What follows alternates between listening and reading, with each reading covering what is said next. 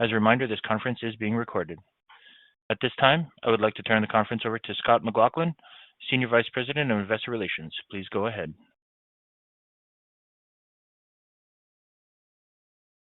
Thank you, operator, and good morning.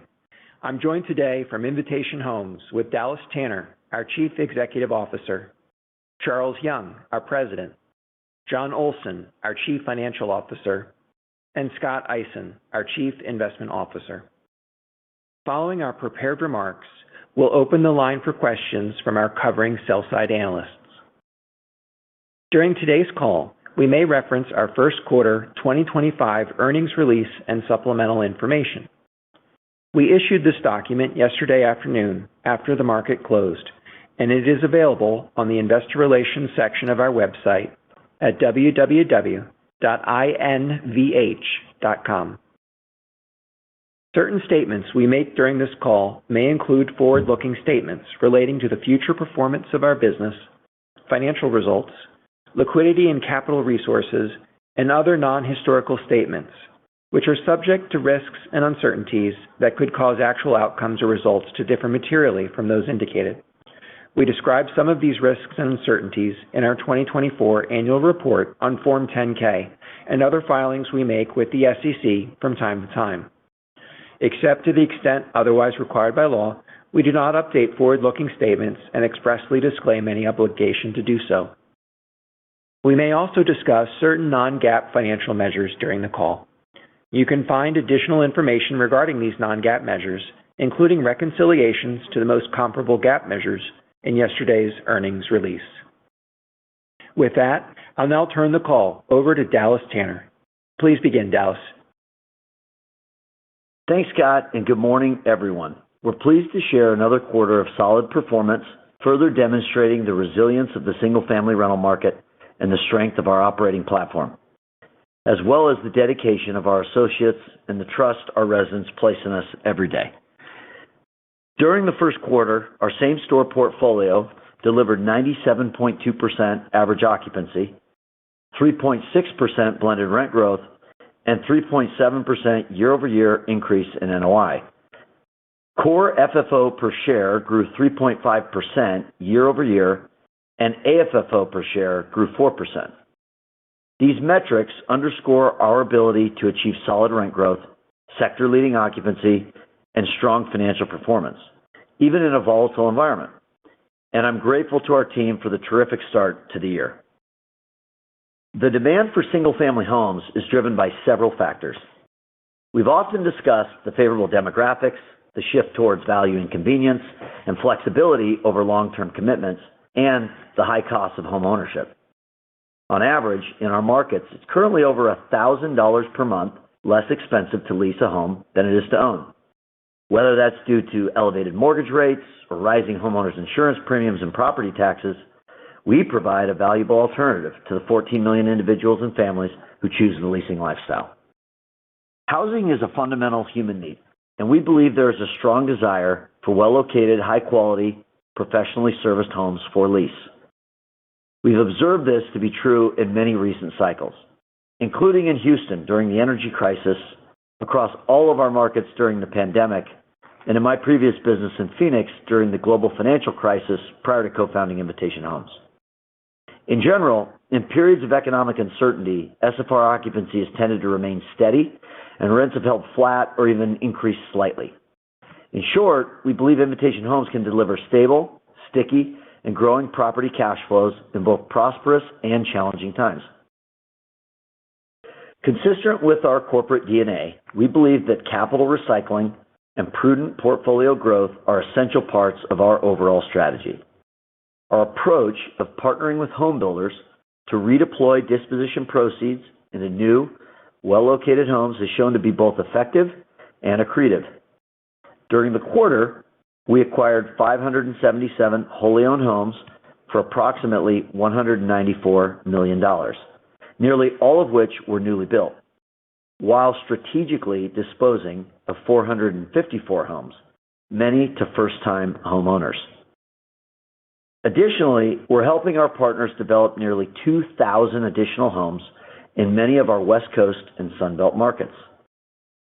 This provides us with a reliable pipeline of future growth opportunities, with virtually none of the risks of on-balance sheet development, which we believe is an advantage in the current environment. In addition to new BTR communities and scattered site development, we continue to evaluate stabilized portfolio acquisitions and are exploring several opportunities that we hope to be able to discuss later this year. As always, we remain dedicated to maintaining a disciplined capital allocation strategy, consistently focusing on investments that meet our risk-adjusted return criteria. We continue to target a 6% average yield on cost that's supported by the significant economies of scale we and our partners enjoy.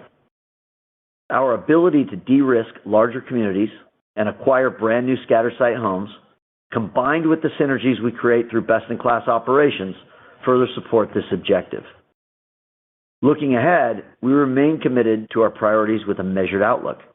We believe our consistent operating performance, execution of our strategic initiatives, and diversified acquisition pipeline form a robust foundation for sustainable growth.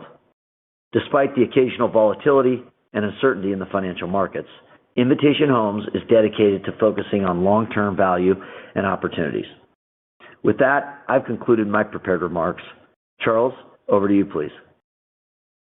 Thanks. As Dallas mentioned, we posted a strong first quarter, achieving 3.7% same-store NOI growth, driven by core revenue growth of 2.5%. Thanks to the hard work of our associates, our peak leasing season kicked solidly into gear with new lease rate growth that's accelerated each month since December. In addition, bad debt has continued to improve, underscoring both the strength of our customer and the defensive nature of housing generally. Other sources of property income, such as value-add services like smart home and bundled internet, continue to enhance our overall revenue performance while also providing desirable offerings to our residents. On the expense front, we maintained our disciplined approach to cost controls during the first quarter. Same-store core operating expenses were flat year over year, in part due to our team's continued focus on leveraging operational efficiencies and scale advantages across our portfolio. Additionally, we experienced milder weather in most of our markets during the first quarter versus the same time last year, which helped us achieve a 2% reduction in repair and maintenance expense year over year. Turnover expenses also contributed to our favorable overall expense result, decreasing 5.1% year over year in the first quarter, driven by the large number of residents who opted to renew their leases with us. This positive trend in renewals was further supported by our same-store leasing performance year over year. During Q1, we posted a 5.2% increase in renewal rents, and new lease rents generally held steady. This resulted in blended rental rate growth of 3.6% for the quarter. In addition, average occupancy remained healthy at 97.2%, reflecting sustained demand for our homes. Our average length of stay is now 38.5 months, with a nearly 80% renewal rate during the first quarter, which we believe validates our long-standing resident-centric approach. Drilling in now to a few of our specific markets. Our Western U.S. markets are experiencing strong occupancy and robust renewal and new lease rate growth, with the exception of Phoenix, which we've previously called out, along with Texas and Florida, where we continue to keep a close eye on some of the ongoing supply pressures. Nevertheless, we've seen some encouraging signs in these markets so far this year, with solid absorption and steady improvement, including a return last month to positive new lease rate growth. Meanwhile, the Midwest has been performing well, and our Southeast markets are achieving solid results that are in line with expectations. As we move further into peak leasing season, preliminary same-store results for the month of April reinforce the encouraging trends I just outlined. Blended rent growth was 4% in April, composed of 4.5% renewal rent growth and 2.7% new lease rent growth. In addition, April occupancy remained very healthy at an average of 97.4%. These higher year-to-date occupancy levels are slightly ahead of our initial expectations, primarily due to lower than expected turnover. As Dallas mentioned earlier, it's common for SFR residents to stay put during times of uncertainty. We'll continue to monitor how this trend might affect our usual seasonality patterns, especially as we anticipate some moderation in occupancy this summer when move-outs typically peak. With all of this in mind, we believe we remain well positioned to capture market rate growth. Looking ahead, we're optimistic about maintaining this positive trajectory. Our teams are well prepared to capitalize on seasonal demand while maintaining our high standards for resident quality and service. I'll now turn the call over to you, John. Thanks, Charles.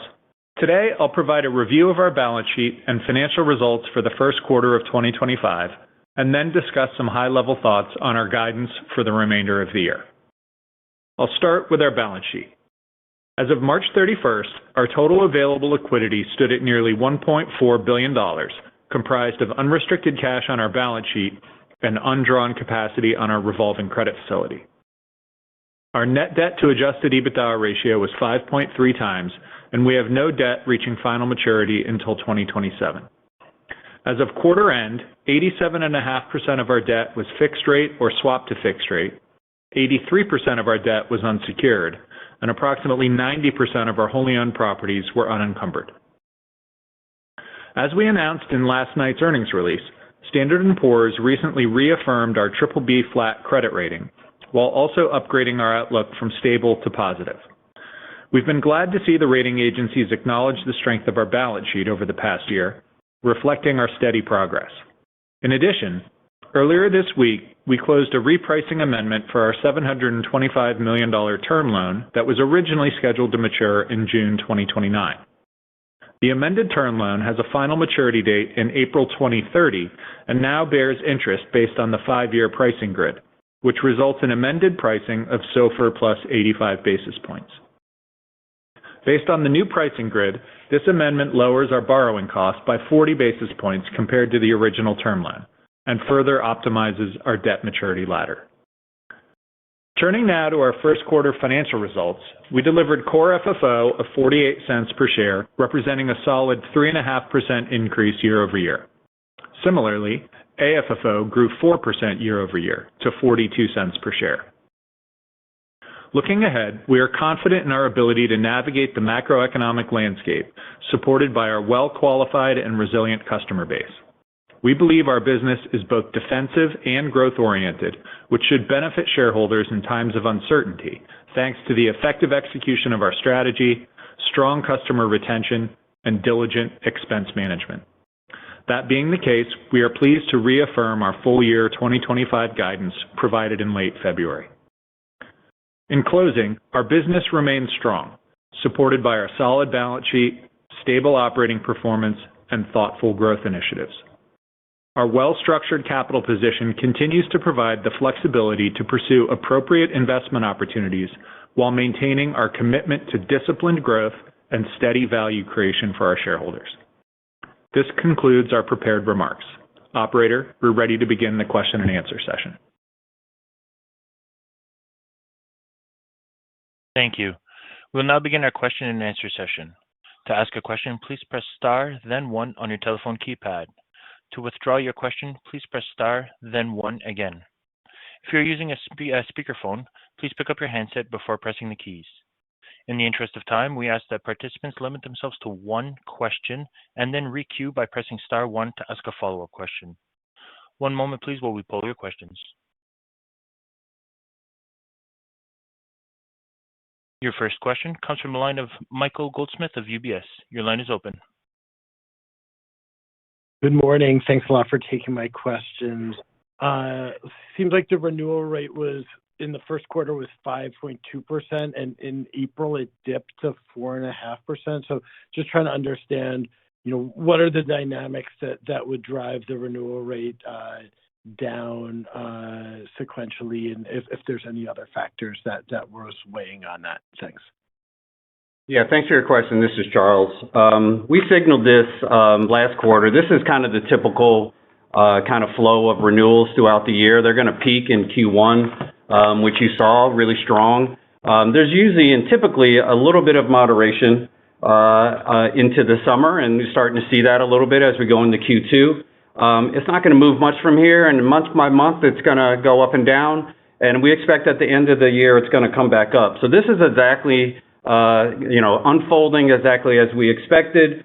And as you look at it combined with the new lease rate, blends have been going up every month since December. So this is in line with what we thought.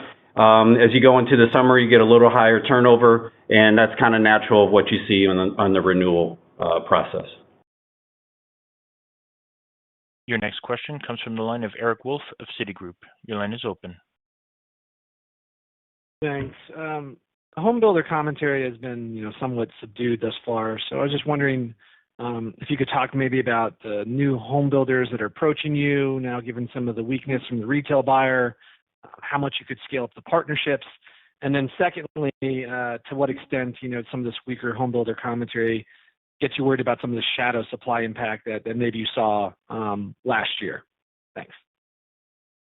Thanks, Eric. Hey, it's Scott Eisen. Look, our dialogue with the home builders continues to be strong. We've obviously really built out our relationships with them over the last 2 years. We continue to engage daily, weekly with the national and regional home builders. I'd say that in terms of our forward flow for the C of O, we continue to sift through lots of opportunities, and we selectively choose the forward purchase communities that make sense for us in our buy box locations and demographics. And so that flow continues, and I think we're pleased with what we see from the builders. I think there's probably been a little bit of an increase in the dialogue we've had with them on the end of month tapes, and I think, opportunistically, we're seeing some ability to buy some homes, 2, 3, 5 homes at a time, at the end of month. And, we're seeing some ability to execute there. But I'd say generally speaking, the dialogue is strong and continues to be strong. Your next question comes from the line of Steve Sakwa of Evercore ISI. Your line is open. Maybe just following up on that question. How are you thinking about kind of your yield hurdles, just kind of with more volatility, bond market pricing? I guess is a 6% yield, still adequate in today's environment? And do you have any ability to sort of push that up? Hi, Steve. Dallas. As Scott mentioned, look, he used the word sifting. We're getting to see more deal flow. There's no doubt about that right now than maybe where we were a year ago. All things being equal in terms of how we're underwriting yield on cost and what is our cost of capital to be able to lean in there, I would say it's sort of the following. We've been pretty active, as you know, disposing and culling assets that are sort of in the low 4s on a run rate cap rate basis, reinvesting at a 6.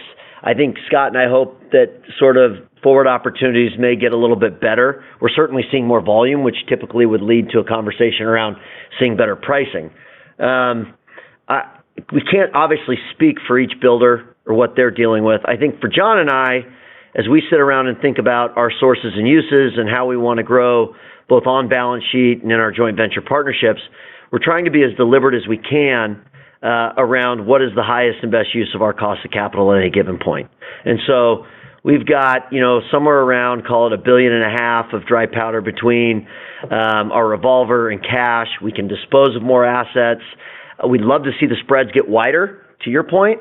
But I think development and development costs aren't necessarily coming in, right? So it's more around finding stuff where a seller or a partner is willing to build at a margin that's just a bit more accretive than it was maybe a year or two below. And then look, to your point on the bond markets, and John can speak more on this later, it's been hard to sort of think about in the spot where long-term debt is, or as we think about how to sort of think about that as another source of capital over time. But right now, we're going to use as much of our disposition proceeds in cash and just keep kind of evolving out of older homes into newer product, both at the community level and also scattered. Your next question comes from the line of Yana Gowan of Bank of America. Your line is open. Thank you. Good morning. Congratulations on the bad debt achieving a new post-pandemic low. I was curious, do you think you have further opportunity to bring it down, or is it better to be more cautious now in this macro environment? I appreciate the question. Yeah, we're proud of the work that the teams have done to bring bad debt in. It's been a good effort. It's also a reflection of the quality of our resident.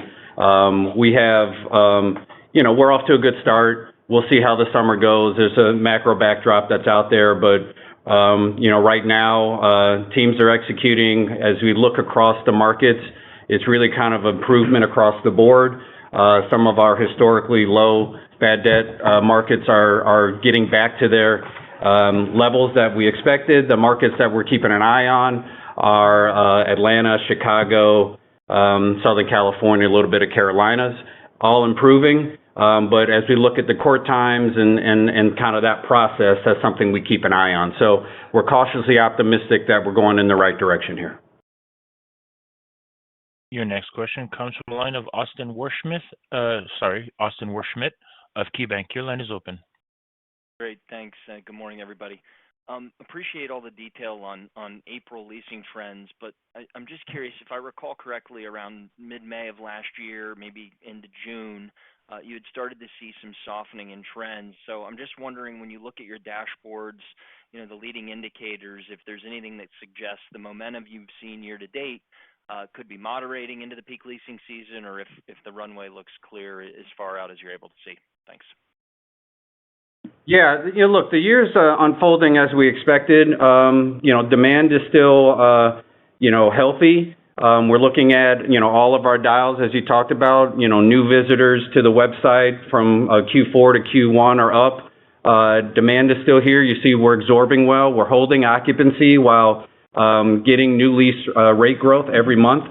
The way this typically unfolds is that there'll be some continued acceleration as we look at the new lease side into the summer. We typically peak out somewhere around, June-ish, plus minus, could go July, August. It varies each year. But the most important thing is renewals are steady. Talked about it earlier. They're strong. You get a little bit of, like we just talked about, moderation in the summer, but they're going to stay where they are, if not slightly higher, and then accelerate at the end of the year. So you put that all together, we're seeing exactly what we want. Look, occupancy has held strong in Q1. That's going to come down a little bit. You get into move-out season, and we're trying to make sure that we're optimizing and capturing market rate on rent. So we like the setup, coming off of Q1, and we think we're here to capture all that we can going into the peak leasing season. Your next question comes from the line of Haendel St. Juste of Mizuho Securities. Your line is open. Hey, guys. Good morning. So understand the importance of the renewal rates you were just talking about. I want to talk about turnover here for a moment.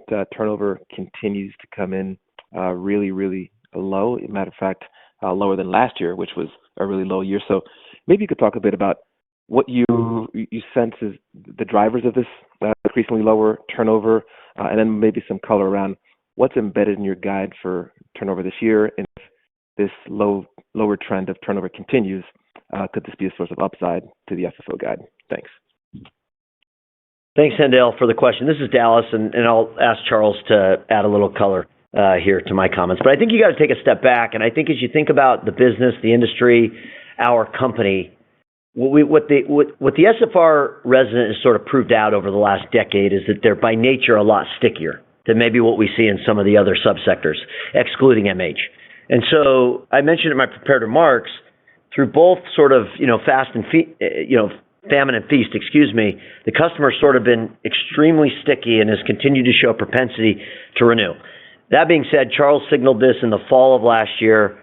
We've seen renewal rates as high as 80%, which we would not expect. I want to emphasize that point that Charles just made in the previous question. We know that has to come in. Traditionally pre-pandemic, we're sort of in the low to mid 70s in terms of how often we renew. And then through the pandemic, it's sort of creeped up into the 70s and the high 70s. I would just also add there's this mortgage dynamic that's going on right now that's really interesting. And if you just think about the setup with both how the company's performing, what the customer's likely feeling and seeing in the marketplace, our move out to home ownership buying is as low as it's ever been on our surveys. And that continues to sort of lend itself to this thesis that the customer is going to stay longer and longer. What's been equally sort of supportive in both our backdrop and the setup as we go into summer, as Charles mentioned, is that this new lease acceleration is doing what we thought it would do going into summer. And so while we would expect to have less renewal, we certainly are renewing more earlier in the year than we underwrote originally, to your point, Haendel, and we got to see how that plays out through summer. I don't want to set Charles up to be the good guy or the bad guy in terms of what every customer does with their decision-making through summer. But we've seen, and Charles just alluded to it, we can see out 60, 90 days, and it feels pretty good. So maybe I hand that to Charles to add a bit more perspective. But just the backdrop and the setup is really favorable right now. Yeah, look, I think it's a combination of, resident enjoying our product. They're staying longer. We're up to 38 and a half months. We're providing value-add services that make it easy for them to stay with us. And then you have the macro backdrop, as Dallas talked about. It does vary market by market, but overall, it's a good start, Handel, in Q1. Turnover is slightly lower than we expected. That's why you're seeing some of the strong occupancy. But we're going into the kind of move-out season, if you will, and there'll be some step up in that turnover. So we're going to keep an eye on it. I'll let John speak to where we are on our guide. But right now we feel like we're on track on turnover, maybe a little bit ahead of it, but we got some months left here to see how it plays out. Yeah, Handel, it's John. It's a good question. As Charles noted, we're maybe slightly ahead of where we expected to be in terms of turnover. But I would remind everyone that turnover combined with days to re-resident is really the driving force in terms of how those statistics flow through to occupancy. I think when we laid out our guidance, we sort of articulated our expectation that days to re-resident would be marginally higher this year than in the last few. And that's primarily driven by longer days on market as we go out and try to optimize and capture the market rate that's available. So, I think it's too early in the year to really be able to say whether there is upside relative to the guide based on what we're seeing vis-a-vis turnover. But as Dallas and Charles both said, we're really pleased with the first quarter results. Our customer is sticky. The business is quite stable, and we're looking forward to getting into the meat of peak season and seeing where we go from here. Your next question comes from the line of Daniel Tricarico of Scotiabank. Your line is open.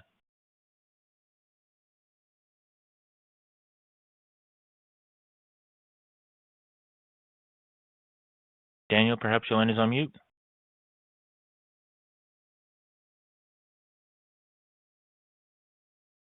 Your next question comes from the line of Jamie Feldman of Wells Fargo. Your line is open. Hello, this is Cooper Clark on for Jamie. Thanks for taking the question. Could you talk about the strong OpEx performance in 1Q and how much, if any, of the lower growth was timing related, and also what numbers might have come in lower versus what you assumed in guidance outside of the positive update on your insurance renewal?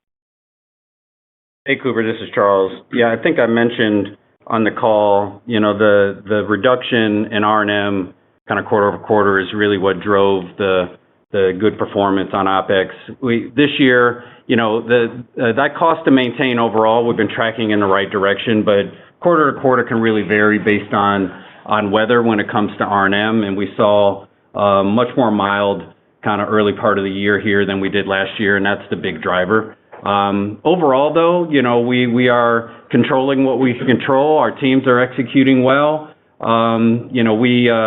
We have just such a great platform when it comes to our scale and density, procurement, all that we do. And that just shows up in how we do things. I would also say the execution on turns has been strong in addition to R&M. We're turning well in terms of time. And, as you think about the turnover, we just talked a little bit about that being lower. That's another driver of why the R&M number is slightly lower. Your next question comes from the line of John Pawlowski of Green Street. Your line is open. Hey, thanks for the time. John, can you provide some color around the large increase year over year on share-based comp? I think it was up about 30%. And is this $40 million kind of plus or minus annual rate a reasonable assumption moving forward? Yeah, thanks for the question, John. I think, we made some changes to the way our share-based comp program works. We used to have, sort of periodic performance-based plans that would run for a period of years and then get replaced. As we laid out in the proxy, we've moved away from that approach.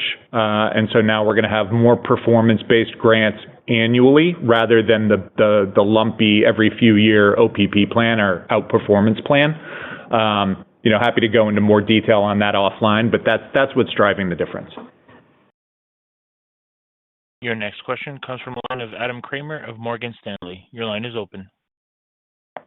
Great. Good morning, guys. Thanks for the time. Just wanted to ask about the kind of state of build-to-rent competition here. I know you guys have talked about it in the past. I think you guys were pretty early on to kind of talk about the competitive pressure there from new BTR deliveries. Where are we today in that process? I think you guys have talked about kind of deliveries that were down, that would be down pretty significantly year over year in 25. So is that kind of still the base case here? And, what are you seeing with regards to, second half of the year 25 deliveries, maybe even into 2026 deliveries, just generally kind of the state of BTR competition? Yeah, this is Charles. Look, we signaled this last year that we saw some supply coming in middle of the year in Phoenix, Texas, and Central Florida. The good news is those deliveries are down, and we're working through it. We're absorbing well. You can see it in our results. Those markets specifically, while behind some of the Western markets and the Midwest, as I talked about in my prepared remarks, they're turning positive on the new lease side, and occupancy is holding steady, if not increasing. So, we're working through it. Can't tell you exactly how long it's going to take. We're keeping an eye on it. But the good news is as we're looking forward, we're not seeing a lot of deliveries, new deliveries come on. It's down substantially, but we need to absorb in those markets. The other markets, we can have more of a balance of supply and demand, maybe a slight uptick in terms of overall, given kind of what's going on with mortgage rates.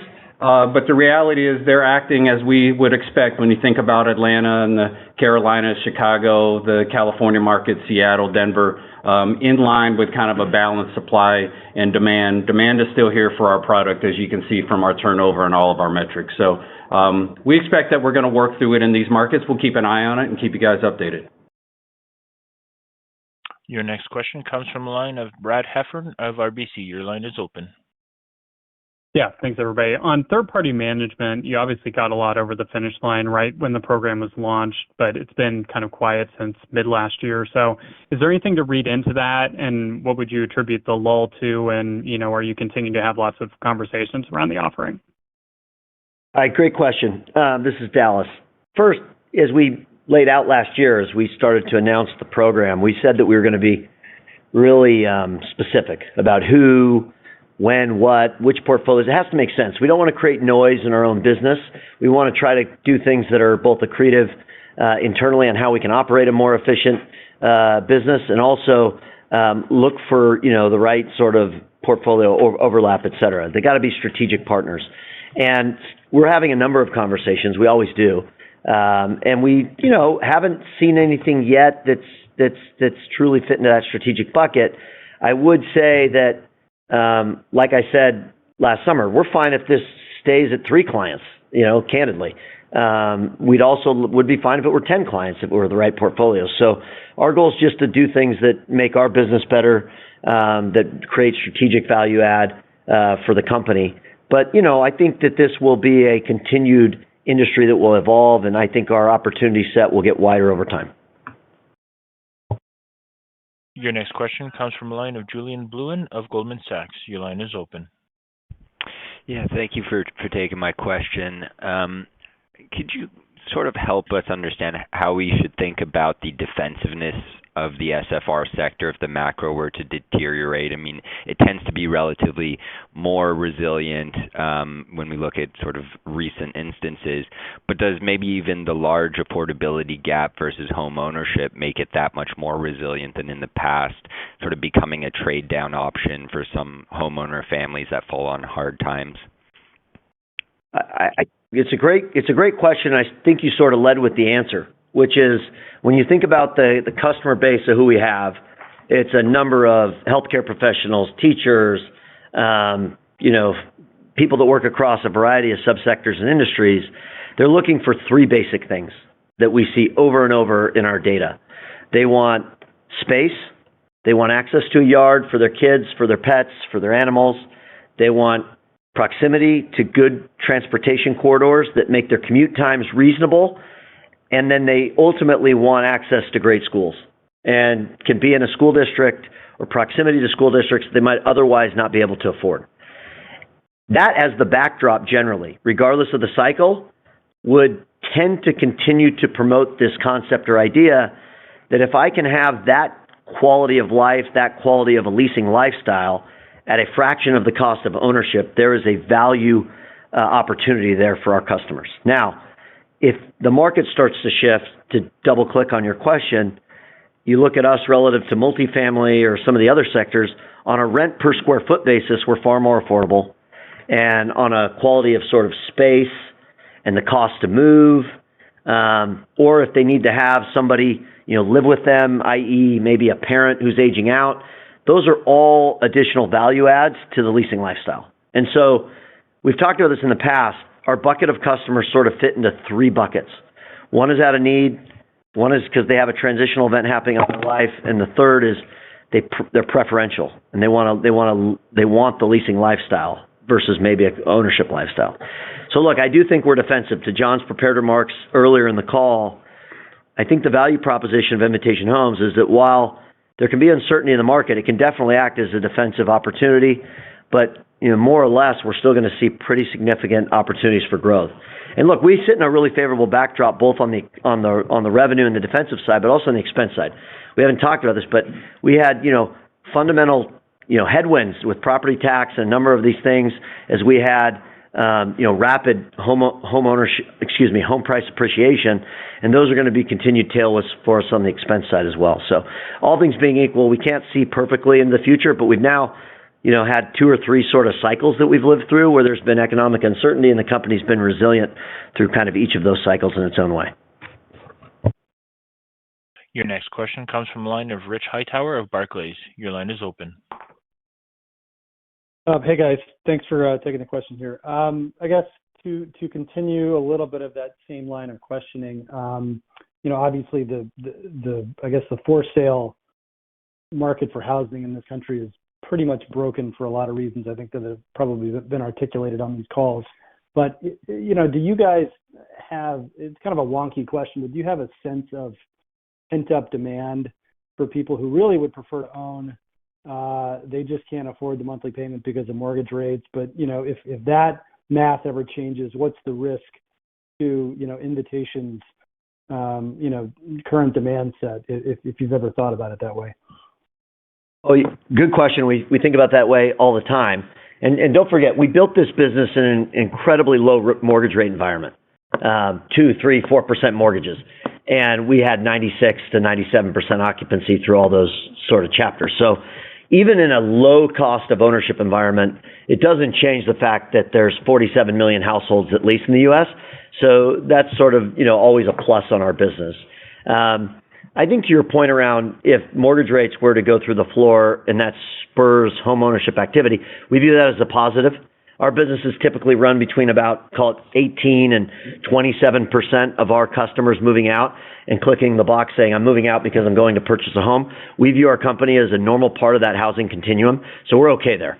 I think the retention and the renewals that Charles talked about earlier are probably more indicative of it being a little bit higher and elevated right now, which is net a positive, but it's just a near-term positive. It's not anything that we would view as sort of ordinary course to be an 80% renewal business. I think if home ownership picks up, as I mentioned before, hugely positive for a couple of reasons for our business. One, it's a healthier market overall. We prefer that, candidly, where there's enough supply in the market and enough transaction volume where you get a better sense of values. Two, if home price appreciation starts to pick up, that is actually a proxy for where rents typically go. And so in our business, as the values of our assets increase, typically you'll see that the rents are increasing as well. And then SFR supply obviously sort of is indicative of what happens there. So today you're seeing more resale supply tick up in the marketplaces, more options for people, which we view as a good thing. And I think, the calculus is that right now people are wanting to sort of stand pat, hunker down, and bet on predictability versus anything. Your next question comes from the line of Jesse Lederman of Zelman & Associates. Your line is open. Hey, thanks for taking my question. I wanted to ask a little bit on property management expense. Looks like it's been a little bit higher the last couple quarters, and on an apples-to-apples basis from 1Q24, it's up about 80 basis points. Apples-to-apples, meaning you also had 3 p.m. At that point as well. So can you maybe talk about what's driving the increase, if it's the wholly owned portfolio or the third-party property management portfolio and any moving pieces there? Thanks. Hey, Jesse, it's John. That's a good question. I would remind you that, we onboarded our third-party management clients over the course of last year. And so if you're comparing first quarter 25 to first quarter 24, first quarter 24 was not reflective of, the headcount addition, some of the technology investments we made in order to put ourselves in a position to service these new third-party management customers. So that's really what the primary increase is related to. Your next question comes from the line of Juan Sanabria of BMO Capital Markets. Your line is open.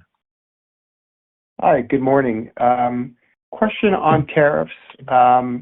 Curious what you think may happen during the peak leasing season, the summer season with HVACs, and should we anticipate any increase in costs as a result of presumably higher replacement costs and what have you, given proposed tariffs at this point?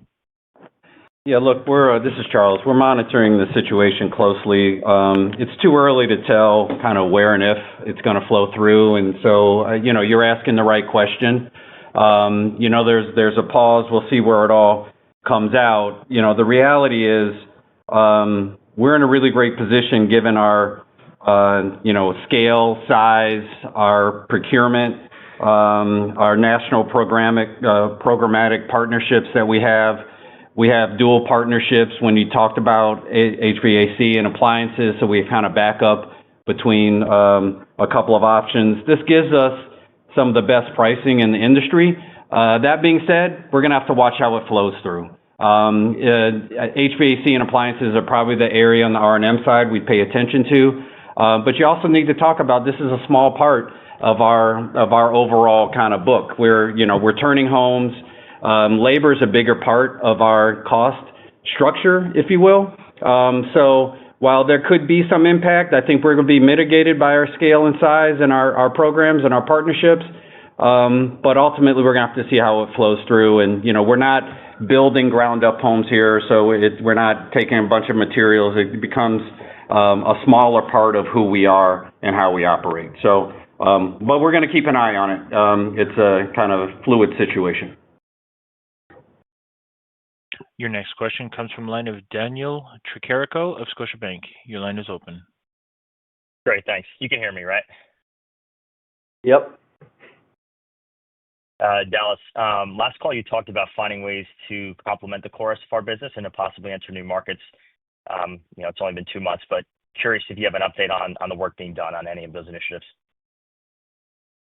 Oh, yeah, I think we mentioned, we're now operating in San Antonio, broader parts of Nashville.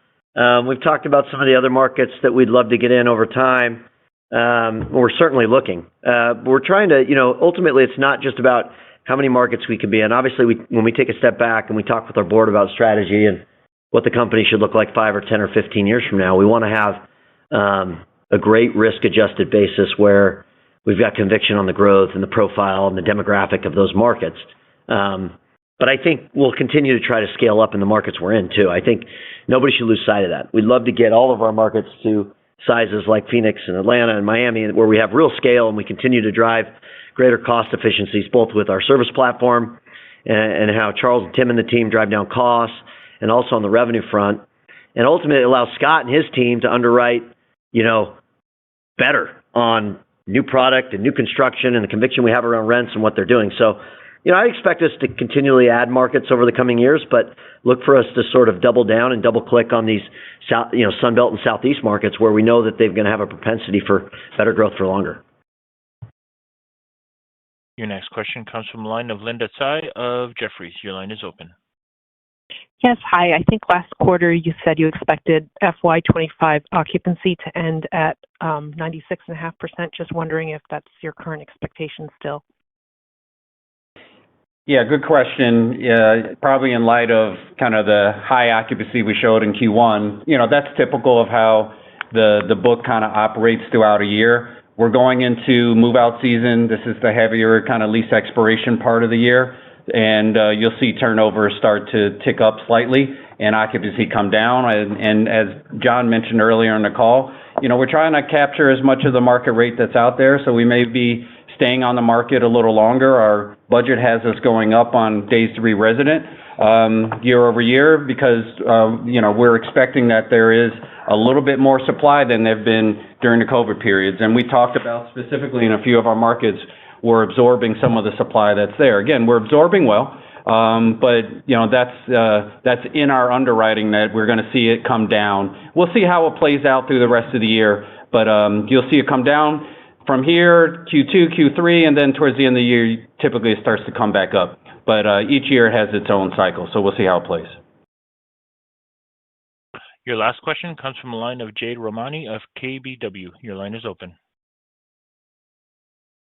This is actually Jason Sapchon for Jade. Have you seen an increase in any move-outs due to, lower mortgage rates and home builder incentives? Thanks.